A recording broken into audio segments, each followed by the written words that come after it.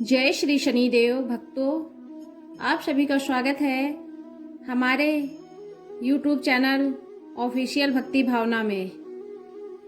आज हम आपको भगवान शनिदेव से जुड़ी कुछ रहस्यमयी, चमत्कारी और अनसुनी कहानियाँ सुनाने वाले हैं। शनिदेव को न्याय का देवता कहा जाता है। वे हर व्यक्ति को उसके कर्मों के अनुसार फल देते हैं, इसलिए उन्हें कर्म फलदाता भी कहा जाता है। बहुत लोग शनिदेव के नाम से डरते हैं, लेकिन जो व्यक्ति सच्चे मन से अच्छे कर्म करता है उसके लिए शनिदेव हमेशा कृपालु रहते हैं। तो आइए शुरू करते हैं भगवान शनिदेव से जुड़ी पहली कथा। शनिदेव और भगवान हनुमान जी की कथा। पहली कथा है। एक बार शनिदेव को अपने बल और शक्ति पर बहुत अभिमान हो गया।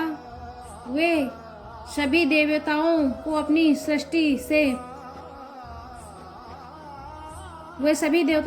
दृष्टि से प्रभावित कर चुके थे। तब उन्होंने सोचा कि क्यों न हनुमान जी की परीक्षा ली जाए।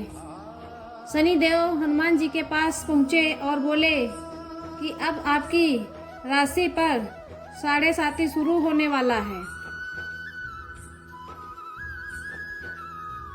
हनुमान जी उस समय भगवान राम का नाम जप रहे थे। उन्होंने विनम्रता से कहा कि वे राम भक्ति में लीन हैं, उन्हें परेशान न किया जाए, लेकिन शनिदेव नहीं माने। तब हनुमान जी ने शनिदेव को अपनी पूंछ में लपेट लिया और पर्वतों के ऊपर से उड़ने लगे। शनिदेव को बहुत पीड़ा हुई।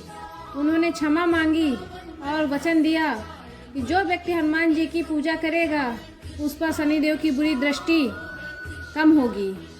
तभी से माना जाता है कि शनिदेव के दिन हनुमान जी की पूजा करने से शनिदेव प्रसन्न होते हैं। दूसरी कथा सुनाते हैं राजा विक्रमादित्य और शनिदेव की। प्राचीन समय में उज्जैन के राजा विक्रमादित्य बहुत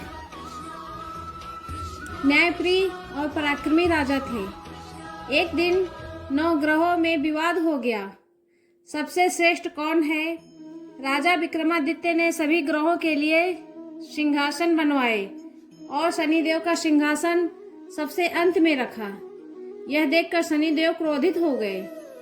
उन्होंने कहा कि समय आने पर वे राजा को अपने प्रभाव का अनुभव कराएंगे। कुछ समय बाद राजा विक्रमादित्य पर शनिदेव की दशा शुरू हुई। राजा का राज्य छिन गया, उन्हें जंगलों में भटकना पड़ा, यहाँ तक कि उन्होंने बहुत कष्ट सहने पड़े।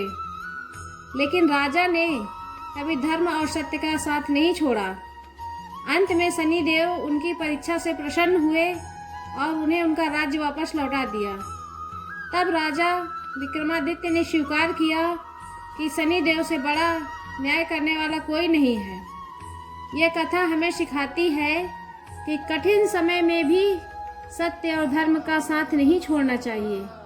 तीसरी कथा सुनाते हैं आप लोगों को शनिदेव और उनकी माता की छाया। बहुत कम लोग जानते हैं कि शनिदेव सूर्य और माता छाया के पुत्र हैं।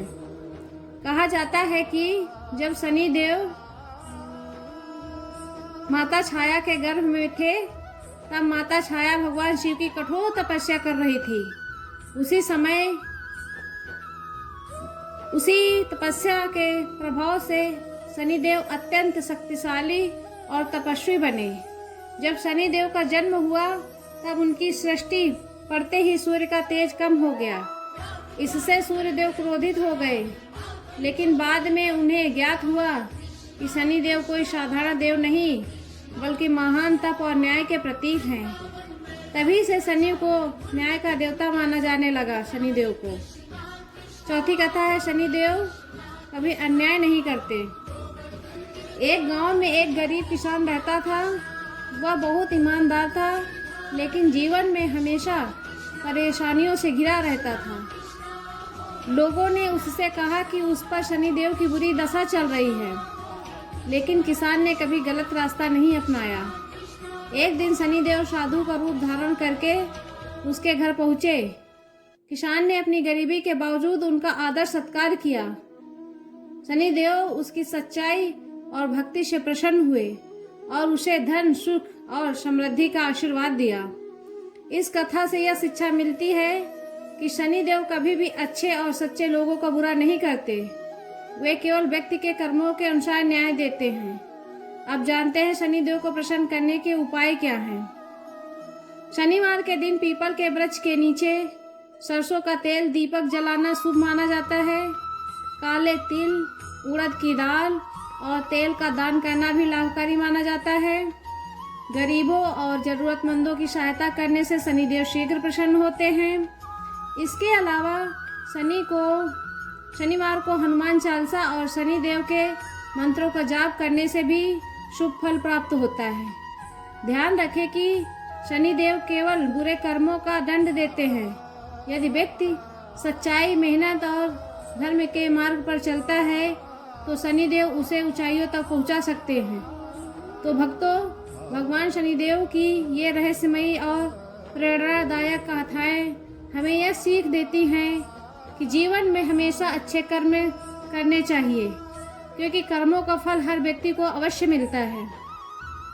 अगर आपको यह वीडियो पसंद आया हो तो वीडियो को लाइक करें, शेयर करें और चैनल को सब्सक्राइब जरूर करें। साथ ही कमेंट में लिखें जय श्री शनिदेव महाराज। धन्यवाद। जय श्री शनिदेव।